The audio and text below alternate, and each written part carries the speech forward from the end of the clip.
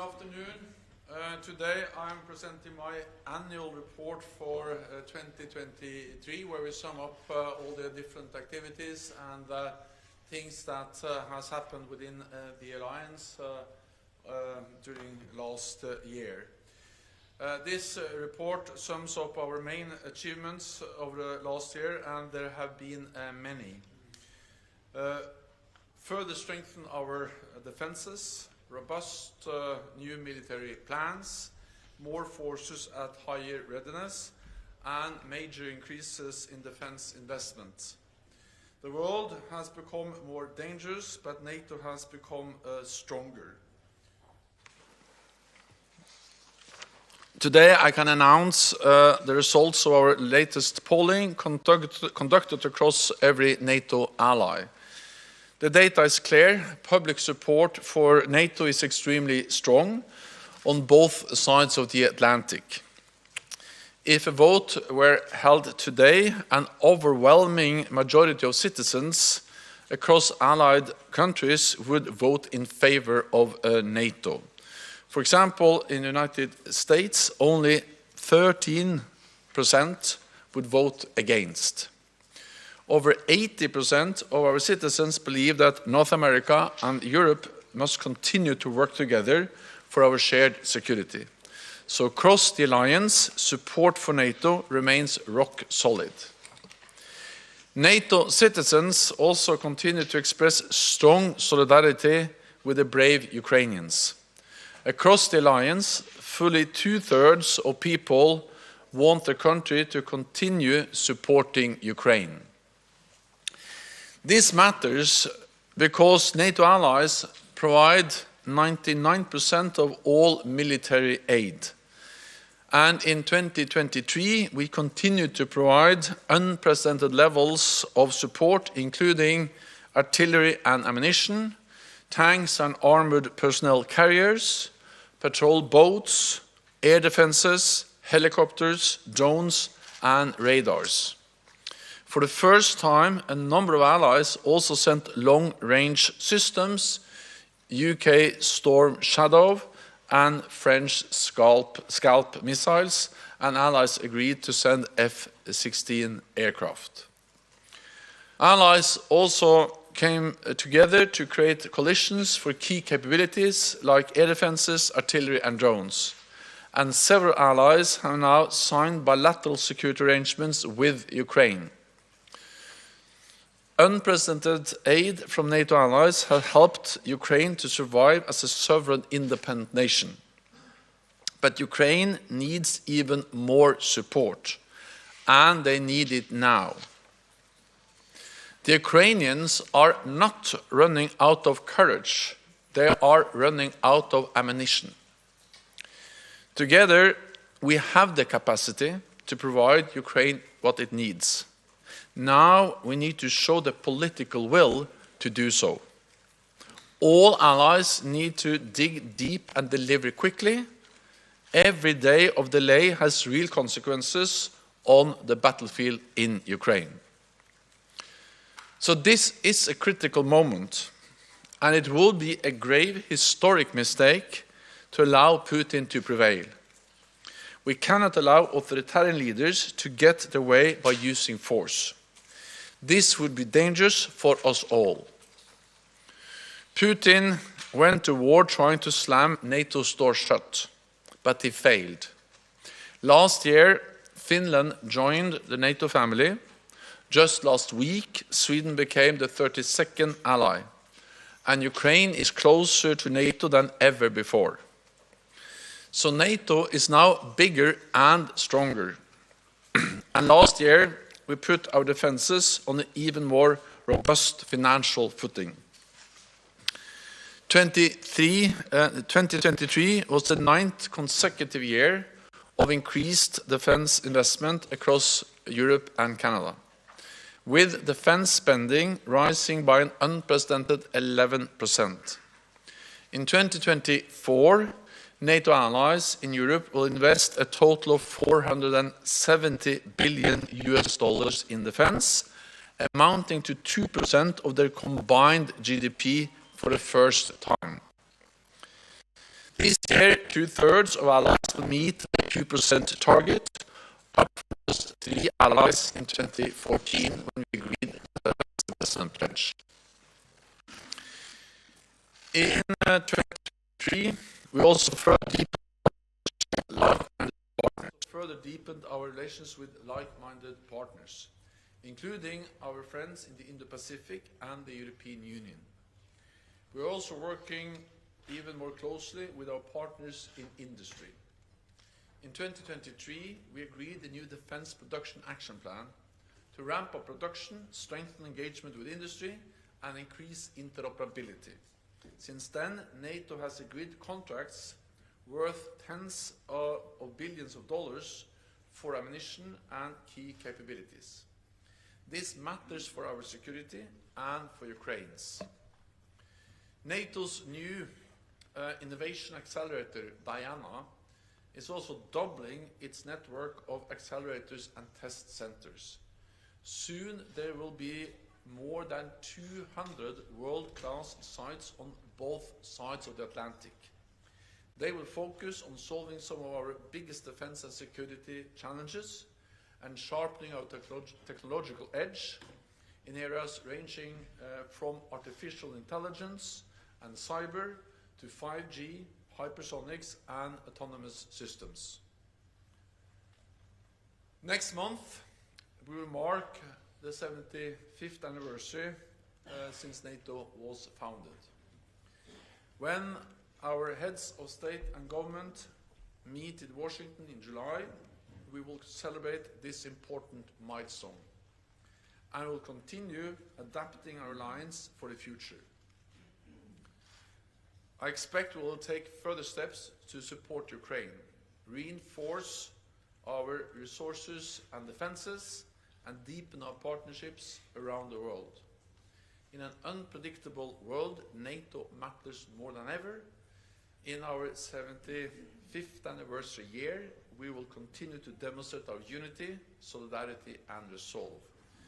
And with that, I'm ready to take your questions. We'll go to questions. We'll start with the Wall Street Journal in the third row on the far left, please. Thank you. Dan Michaels with the Wall Street Journal.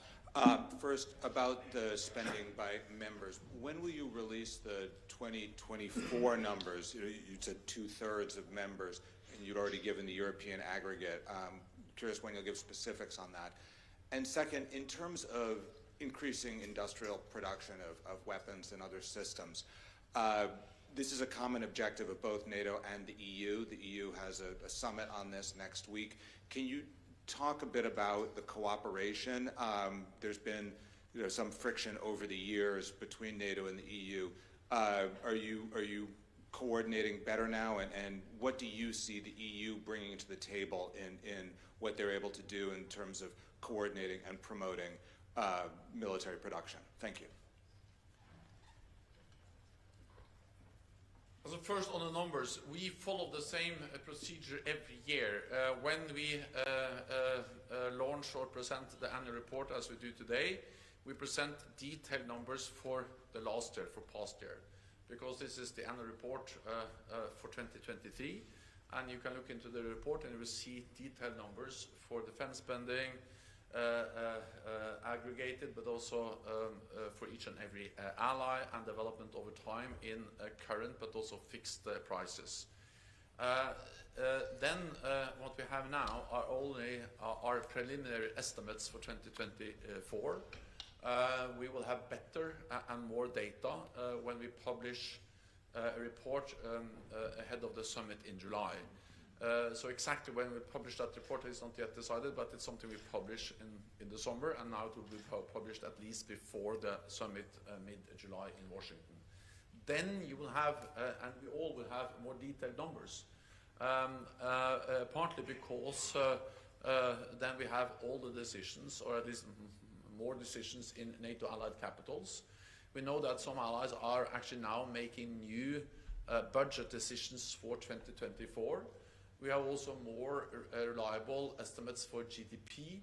And of course, if we are not only looking at defense spending, but defense spending as a percentage of GDP, then what matters is both spending but also GDP. And by summer, we have more credible estimates for GDP. So yes, we have some preliminary estimates saying that we also expect 2/3 of allies to meet the 2% target in 2024. Adding it all together also shows clearly that if you put European allies together, they together spend 2% of the GDP on defense. But we all have to wait until we have more detailed information about each and every country to have the detailed list presented later this year. And I hope that, of course, the numbers will further improve by the Washington summit. Just actually today, Norway announced that they will meet the 2% guideline this year. So that's yet another example of how allies are constantly adding and adjusting their budgets. So by July, we have then all these new announcements put together in the new report we will present then. Then on defense investments. So first of all, NATO has been calling on European allies to increase investments in production for years. And of course, the only way to increase defense production is to spend more. And NATO's kind of main message to all allies, but in particular European allies, is that you have to spend more. And in the beginning, it was a bit hard to convey that message. And now I feel that allies understand. So allies have really started to increase spending, and therefore they can also make orders and ensure that the industry is investing and providing more ammunition, more equipment, and investing in new production capacity. So we see things are moving in the right direction because they follow the NATO advice, spend more. Second, I welcome all efforts, and we are in close contact with the EU. I met recently with President Ursula von der Leyen. We discussed this in detail, and our staffs are also engaging closely. So we welcome efforts by the European Union when it comes to overcoming the fragmentation of the European defense industry.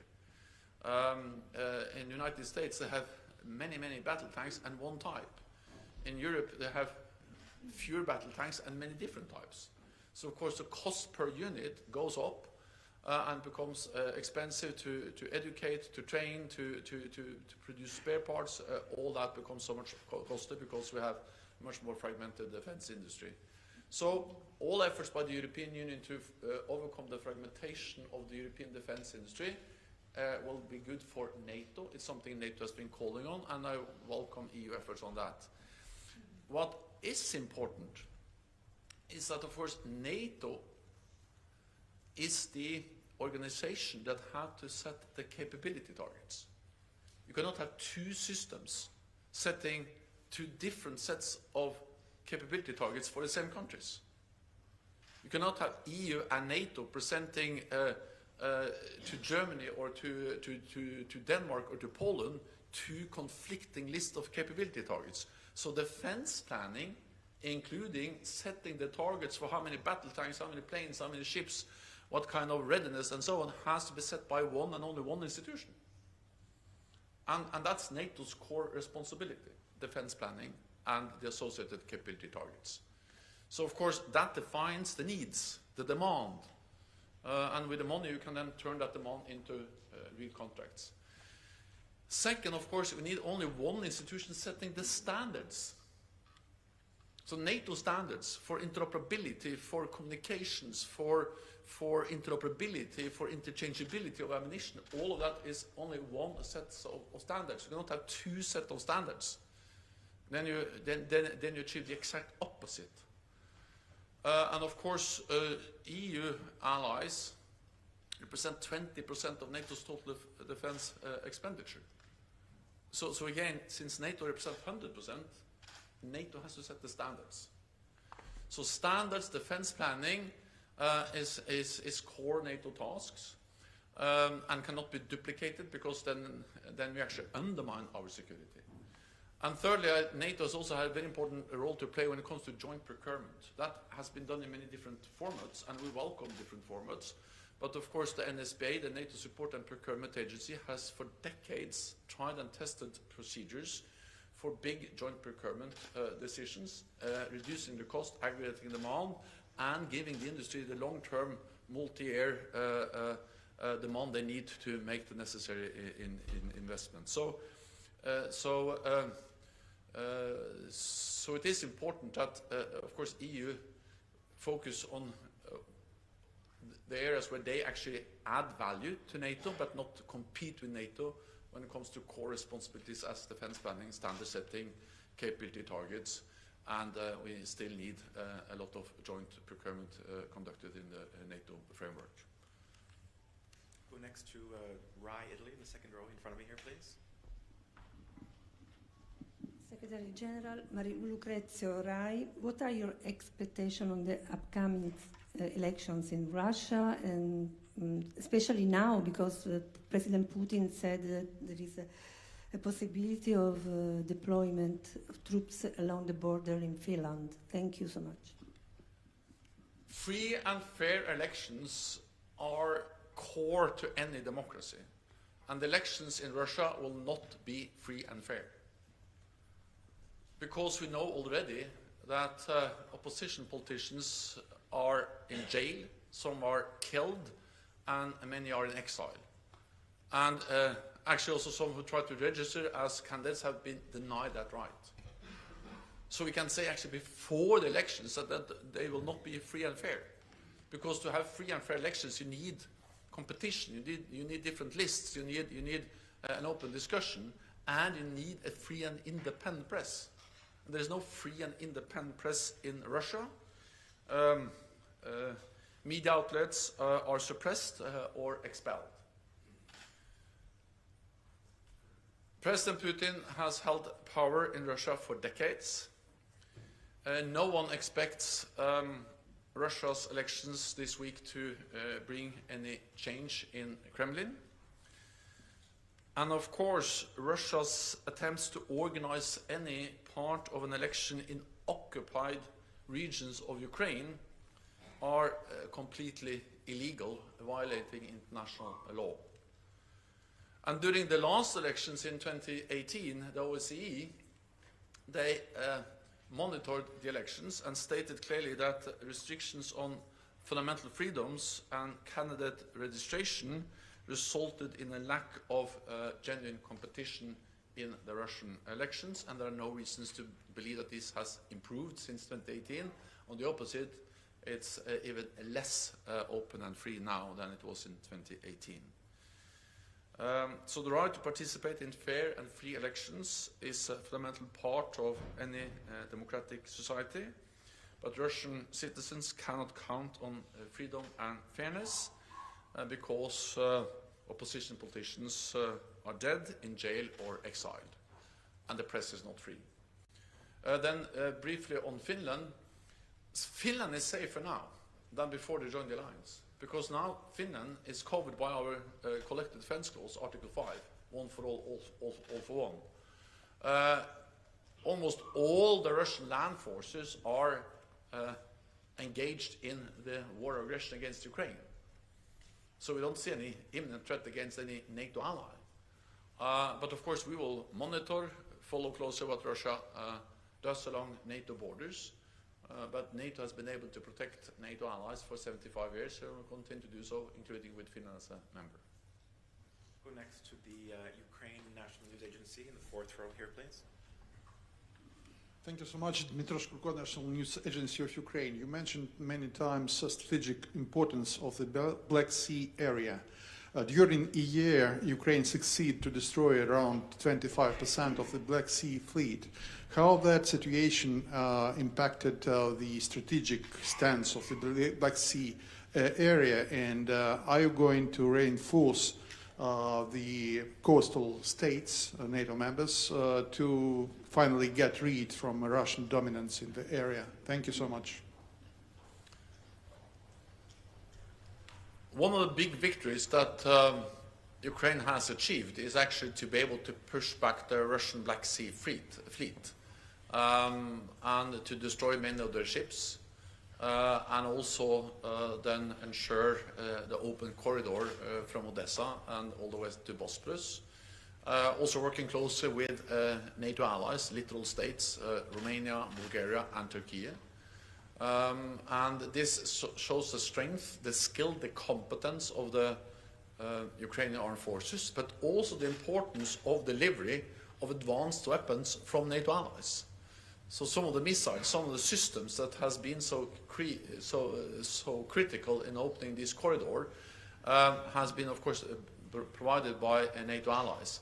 This is important for Ukraine, it's important for the Black Sea, but it's also important for the world, because this enables the export of grain and other commodities, which are extremely important for global food supplies.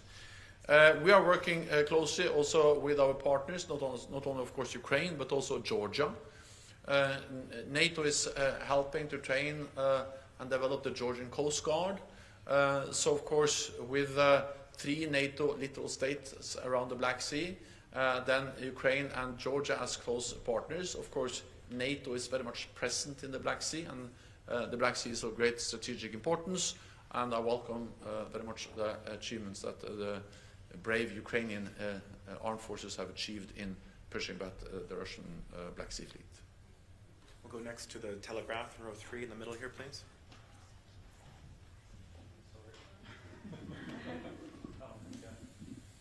Hi, Joe Barnes from the Daily Telegraph. One of the sections looks at the threat posed by hypersonic missile systems, and it's listed as one of the 9 key emerging and disruptive technologies. We know a Patriot system has downed the Russian Kinzhal, the Killjoy in NATO speak, but how much further do NATO's ballistic missile defences have to go to ensure full coverage against hypersonic threats? And then you also, in the same section, list Iran as a particular worry in this. Why Iran? Do you see them picking up production further than they already have? And it seems to be a concern that you share with your partners in the European Union. Thank you. Hypersonic missiles is, of course, a real challenge, and it demonstrates that Russia has invested heavily also in more advanced weapon systems. At the same time, I think we have demonstrated that NATO has the capabilities to protect and defend against Russian hypersonic missiles. When they were launched, the Kinzhal was launched some years ago. It was accompanied by a message from President Putin that these missiles was not able to protect against, that we were not able to shoot them down. NATO, so Ukraine, has by using Patriots demonstrated that that's possible. They have been able to shoot down several hypersonic Russian missiles. But it demonstrates also the need for a layered air defense. It demonstrates the need for air and missile defense, and it demonstrates the need for not only high quality but mass. Because one of the strategies we have seen in Ukraine is, of course, to try to overwhelm the air defenses by sending in a lot of missiles and drones at the same time.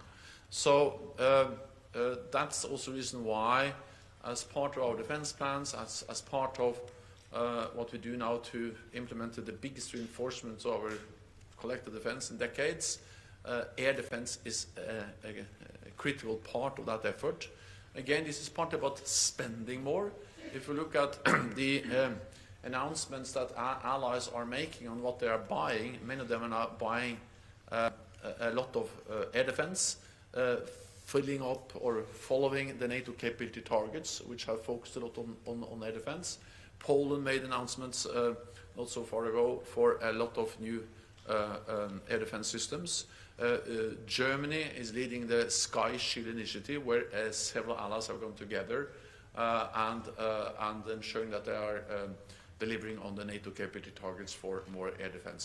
So yes, we need to do more because we need the quality, we need the quantity to ensure that we have sufficient air defense to protect against missiles and drones and planes. We have time for a couple more. We'll go to Amedi TV in row 3 here, please. Thank you very much. Mr. Secretary General, you just mentioned Georgia, but still, can you tell us more about the deepening relationship with partner Georgia in this context of war and turbulent times, and what can we expect in July in the context of future membership? Thank you very much. So Georgia is a valued NATO partner. We strongly believe that Georgia has the right, as all other European countries or countries, to choose their own path. I have visited Georgia several times. I will visit Georgia in the near future again to further strengthen our partnership and look into how we can work closely together. My message to Georgia is, of course, that reforms are important and that NATO is based on some core values: democracy, the rule of law. And it's of course important that Georgia live up to these standards as it moves towards further Euro-Atlantic integration. We have time for one more. We'll go to Reuters in row 3 here, please. Andrew Gray from Reuters. Secretary General is very struck by the line that you mentioned earlier, that Ukrainians are not running out of courage, but they are running out of ammunition. So really a very simple question: why are they running out of ammunition, given they have the support of so many allies, so many powerful economies? Does this represent a failure from NATO allies? The NATO allies are not providing Ukraine with enough ammunition, and that has consequences on the battlefield every day. The fact that the Russians are able to outgun the Ukrainians every day, of course, is a huge challenge. It's one of the reasons why the Russians have been able to make some advances on the battlefield over the last weeks and months.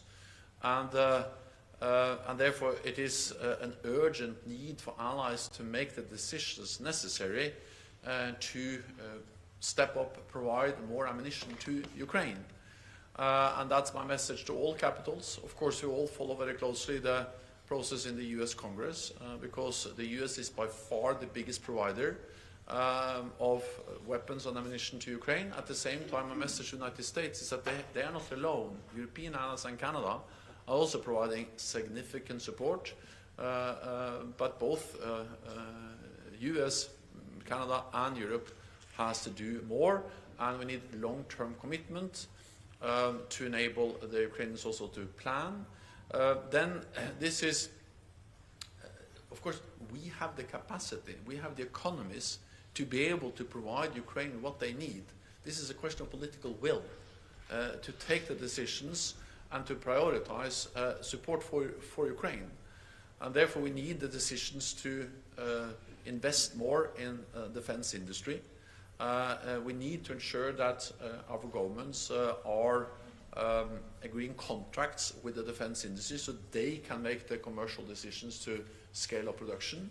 And of course we need the will from all allies to then allocate support, ammunition, but also other types of military equipment to Ukraine.